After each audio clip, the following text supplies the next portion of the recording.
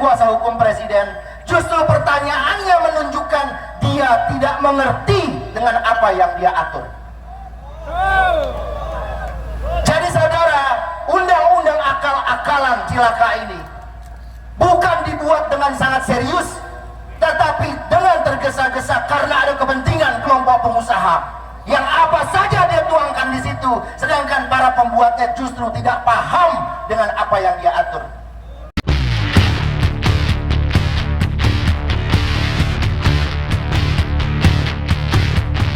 Bersama dengan Serikat Buruh, KS, PSI dan juga KSPI, kepada tim kuasa hukum Bung Said Salahuddin selaku Katimsus dipersilahkan. Kita kasih aplaus kawan-kawan semua.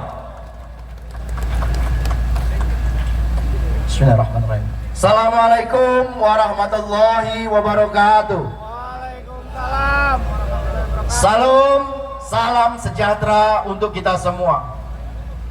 Kawan-kawan sekalian, baru saja selesai digelar persidangan uji material Undang-Undang Cipta Kerja dengan nomor perkara 168 yang diajukan oleh Partai Buruh dan para pekerja Serikat Buruh, antara lain ada KSPI, FSPMI, KSPSI Andi Gani, KPBI dan yang lainnya.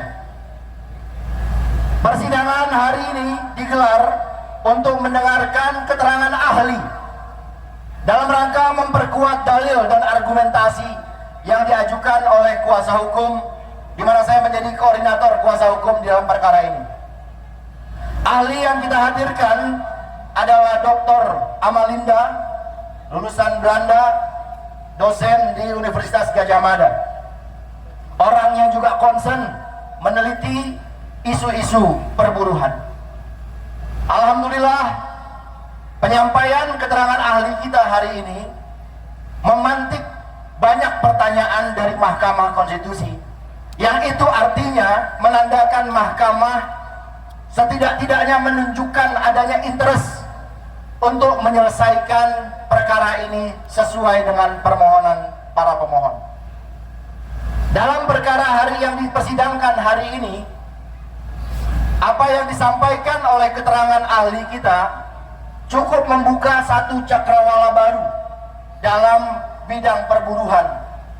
Misalnya yang terkait dengan isu industrial citizenship, satu istilah baru yang belum pernah selama ini mengemuka, diutarakan oleh ahli Dr. Amalinda, yang ini bisa menjadi pemantik mahkamah untuk serius menguji Undang-Undang Cipta Kerja ini.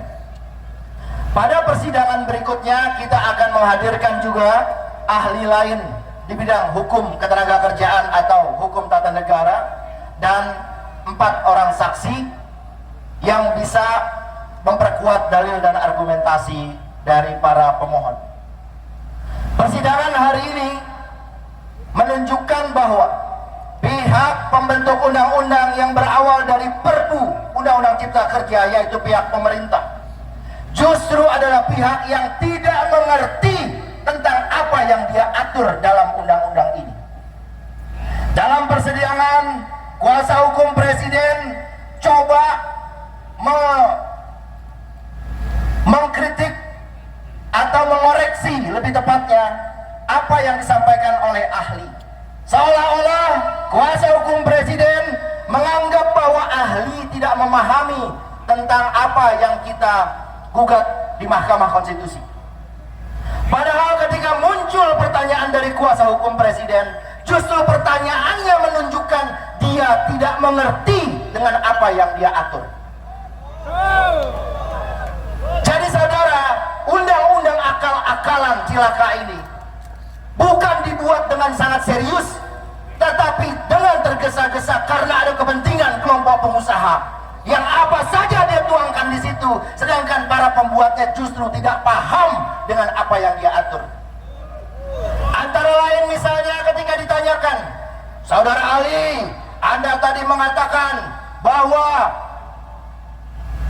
Undang-Undang Cipta Kerja menghilangkan pengaturan tentang jangka waktu dan periode waktu PKWT. Padahal itu diatur, kata dia. Pernyataan kuasa hukum presiden ini menunjukkan dia tidak paham. Karena dalam Undang-Undang Cipta Kerja memang jangka waktu dan periode waktu yang di Undang-Undang Ketenagakerjaan diatur. Periode 1 2 tahun, periode 2 paling lama 1 tahun, periode ketiga paling lama 2 tahun. Itu diatur, sekarang hilang. Bahwa dia diatur kemudian sehari ini bukan di undang-undang, tapi dia atur dalam peraturan pemerintah. Sesuatu yang diatur bergantung pada produk hukum mana. Kalau diatur di dalam undang-undang, derajatnya kuat. Kalau diatur di undang-undang dasar, amat sangat kuat. Tapi ketika diatur di level pemerintah dalam bentuk PP, maka derajatnya semakin terdistorsi, semakin kuat, semakin berkurang kekuatannya. Jadi dengan pertanyaan dari kuasa hukum presiden menunjukkan dia tidak tahu bahwa PKWT hari ini pengaturannya dalam Undang-Undang Cipta Kerja itu tidak lagi mengatur jangka waktu, alias bisa kapan saja dilakukan PKWT. Ini satu isu yang muncul dalam persidangan dan saya menginterupsi agar mahkamah tidak confused dengan penjelasan atau pertanyaan dari kuasa hukum presiden. Dalam perkara-perkara yang lain atau dalam persidangan di perkara ini pun berulang-ulang kita menemukan fakta.